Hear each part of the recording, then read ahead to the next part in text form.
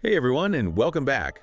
Ready to dive into some seriously fascinating macroeconomics. Always excited to geek out about this stuff. I know, right? But we also know you're busy people, so we'll cut straight to the chase. It feels like every day we're bombarded with these scary economic headlines. Recession looming, inflation spiraling out of control, AI coming for our jobs. It's a lot. It can definitely feel overwhelming trying to keep up with it all, especially for those of us who aren't, economists by trade. Exactly. But here's the thing. We can't just bury our heads in the sand and ignore it, right? Not when these macro trends have such a huge impact on our businesses, our investments, even just our day-to-day lives. It's about understanding the forces shaping the world around us so we can make informed decisions, not just react out of fear. Exactly. So think of this deep dive as your personal toolkit for decoding macro risk in the 2020s. We're going to cut through the noise and figure out what really matters for you. Because, let's be honest, a lot of us, we built our careers during a time when, frankly, the economy was pretty stable. Things made sense. Right, a period of, you could say, good macro. Exactly. Good macro. And now, well, the last few years have thrown a few curveballs our way, haven't they? Yeah, you could say that. And it's easy to fall into the trap of thinking, okay, are the good old days over for good? Is it all downhill from here? Right. Doom and gloom. Exactly. That negativity bias, it's what sells those headlines, Oh. Doom sells. Oh, absolutely. Suddenly everyone's an expert on predicting the next big crash. Right. And it's important to remember, economics is not about predicting the future with 100% certainty. Oh, tell me about it. Remember back when COVID first hit? Everyone and their dog thought we were headed straight for another Great Depression. Yeah, those were some pretty dire predictions. And what happened? Yeah. U.S. economy, it bounced back. Maybe not smoothly, but it bounced back. It did. It's a good reminder that even the most sophisticated models, they don't always get it right. Remember all those fears about 1970s-style runaway inflation? Oh yeah, that was a big one. And yet, here we are. Same with those predictions of an emerging market crash. Didn't exactly pan out as some people thought, did it? Nope. Goes to show you, you can't just rely on those attention-grabbing headlines. You gotta dig deeper. And that's exactly what we're going to do today. We're going beyond the will a crisis happen question, because the truth is, nobody knows that for sure. It's a coin toss, right? Right. So instead, we're going to ask, what would it take for those doom and gloom scenarios to actually play out? What are the real indicators, the driving forces that we should be paying attention to? Okay, I like it, getting into the nitty-gritty. Exactly. And then, crucially, how do we use that understanding to make smart decisions, even amidst all this uncertainty? That's what we're going to unpack together today. So how do we actually do that? How do we cut through the noise and make sense of all this macro stuff? Can't be all doom scrolling and like late-night Wikipedia spirals, right? Definitely not. Yeah. There's a more strategic way to approach it. Think of it like, well, imagine we're trying to understand a car, a complex machine. Okay, I like this. To really know what's going on, what makes it tick, you got to look under the hood, right? Not just at the shiny paint job. Right, get our hands dirty. Exactly. So we're going to pop the hood on the global economy and break it down into 3 interconnected parts.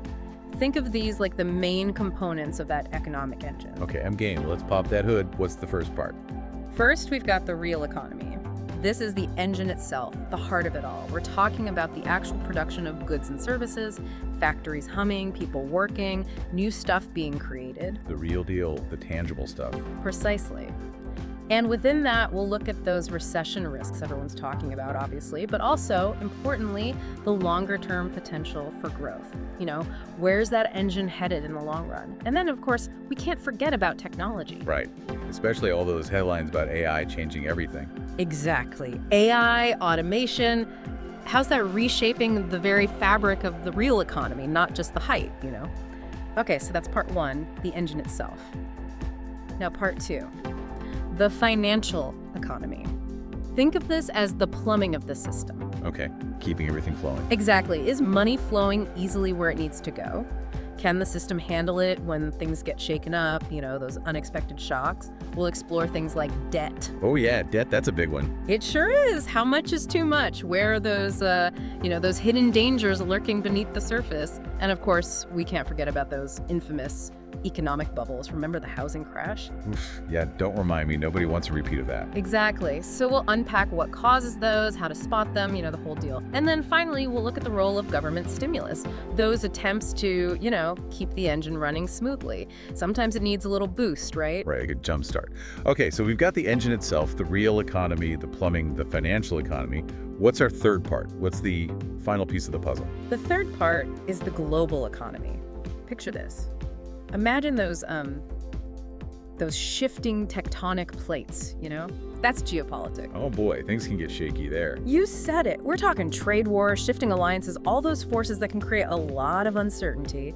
But remember, we're not just here to add to the fear-mongering. We want the facts. Exactly. We're going to analyze the real economic impact of those global events, not just the headlines. What do they actually mean for businesses, for investors, for you? Okay, I'm already feeling a bit more prepared to navigate all this. It's like having a roadmap instead of driving blindfolded.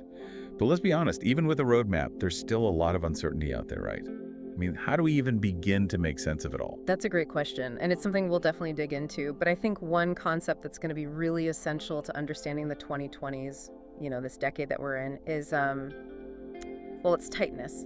Tightness. Okay, now you've really piqued my interest. Tell me more. What is this? Tightness. Okay, so tightness. It sounds a little, restrictive. I gotta be honest, not loving the sound of that. But I'm trusting you. Break it down for me. What does tightness actually mean in this context? So imagine an economy, right? And it's running hot, like really hot. Resources are stretched thin. Businesses are operating near full capacity. Everything's firing on all cylinders. Yeah. But for how long? Right. Exactly. It's like a machine working at its absolute limit, almost overheating. That's tightness. Okay, I'm starting to see the picture. Yeah. But how does that tightness actually play out in the real world? I mean, what does it mean for everyday businesses, for investors? Good question. It creates a very specific set of conditions. Think about it. It's tight labor markets. Everyone's looking to hire. It's hard to find the right people. So what happens? Wages go up. Makes sense. Supply and demand. Exactly. And then on top of that, you have higher interest rates. Borrowing money becomes more expensive. Right, so that makes it harder to invest, harder to grow. Suddenly, that tightness is feeling pretty real. Yeah, it definitely presents its challenges. But here's the thing, and this is where it gets interesting. That pressure, that tightness, it can actually be a catalyst for innovation and long-term growth. Wait, really? Hold on. How does that work? How can something that sounds so, restrictive actually be a good thing? Think about it. When businesses are facing these pressures, higher costs, right? They're forced to adapt. They can't just keep doing things the old way. They have to find ways to be more efficient, to do more with less. So it's like necessity is the mother of invention. Exactly. And that's where things like automation come in. Remember all those headlines we talked about? Right, the robots are coming? Exactly. This is all connected. That pressure, that tightness, it can be the push companies need to invest in technology, to streamline their processes, to ultimately become more productive. Oh, okay, so it's like a forcing function. Yeah. A little bit of discomfort could lead to some pretty big breakthroughs. Precisely. It's about adapting and evolving, thriving in a more demanding environment. Okay, I like that. But we got to be realistic, right? If we are entering this era of tightness, as you're saying, should we just expect higher interest rates from here on out? Because, let's face it, those super low rates we saw for over a decade, those were pretty unusual, weren't they? Absolutely. We were kind of in uncharted territory there. So yeah, higher rates than, say, the 2010s are definitely a possibility. But that's not necessarily a bad thing, right? It's about finding a balance. Think about it like a healthy heart rate. You don't want it to be too low or too high for that matter. Okay, yeah, that's a good analogy. So we've got this framework for understanding macro risks, the real economy, the financial economy, the global economy, and we've got this idea of tightness as a defining feature of the 2020s. But before we wrap up, there's one more big topic. I want to address something we hear a lot about these days, and that's the US dollar. We've seen a ton of headlines lately about its potential downfall. Oh yeah, those end of the dollar headlines, they definitely grab your attention, don't they? They do. Yeah. Some people out there are even claiming it's about to lose its status as the world's reserve currency. What's your take on all of that? I think those headlines are a prime example of how, that doom-mongering we talked about, it can really distort our understanding of what are often very complex issues. So you're saying the rumors of the dollar's demise are greatly exaggerated? I think so. The reality is the US dollar isn't going anywhere anytime soon. It remains the dominant currency for global trade and finance. That's just a fact. And that's not just about US economic strength, There's a lot more to it than that. Okay, so there's more to this story than meets the eye. What makes it so challenging for other currencies to really rival the dollar then? What's so special about it? To understand that, you really need to understand what it means to be a reserve currency. It's not simply about having a strong economy or even a popular currency. It's much bigger than that. It's about having deep and liquid financial markets, right? Think Wall Street. It's about having a stable political system, one that people trust. And crucially, it's about being willing to run large trade deficits. Wait, run trade deficits, isn't that a bad thing? It can be, sure. But in this case, it's kind of a necessary evil, you could say, because it means you're constantly supplying the world with your currency. That's key. So it's a bit of a double-edged sword then. The U.S. benefits from having the world rely on the dollar, but it comes with certain obligations, even potential downsides. Exactly. And frankly, a lot of countries, they're just not willing to make those trade-offs. They don't want to run those persistent deficits or risk their own currency appreciating too quickly. It's like everybody wants to be the rock star, but nobody wants to put in the work, right? Pretty much. It's a huge responsibility being the world's reserve currency. And frankly, there just aren't that many countries who are eager or even able to take on that mantle. Okay, so it sounds like the dollar's dominance is maybe less about the U.S. being perfect and more about, a lack of viable alternatives. That's a great way to put it. Now, of course, the U.S. can't just rest on its laurels here. There are definitely challenges ahead. Fiscal imbalances, political polarization, geopolitical tensions. We've got to keep an eye on those. Right, no is invincible. Exactly. But even with those challenges, the U.S. still has some pretty significant advantages. A diverse and innovative economy, a strong military, and those deep liquid financial markets we talked about.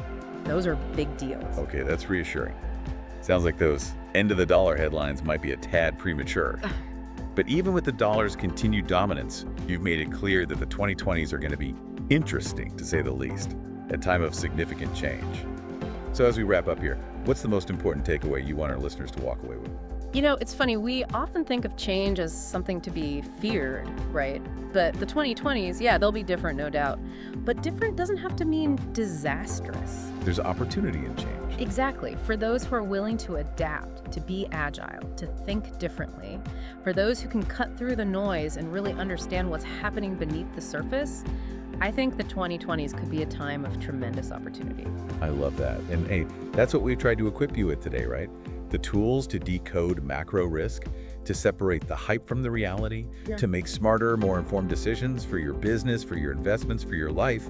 No crystal ball needed. Couldn't have said it better myself. Arm yourself with knowledge, stay curious, stay adaptable, and you'll be well equipped to navigate whatever the 2020s throw at us. Love it. All right, deep divers, that's a wrap for today's exploration of the macroeconomic landscape. We hope you found it insightful, thought-provoking, maybe even a little bit hopeful. And maybe just a little bit fun, too. Always. Until next time, stay curious, stay informed, and stay ahead of the curve.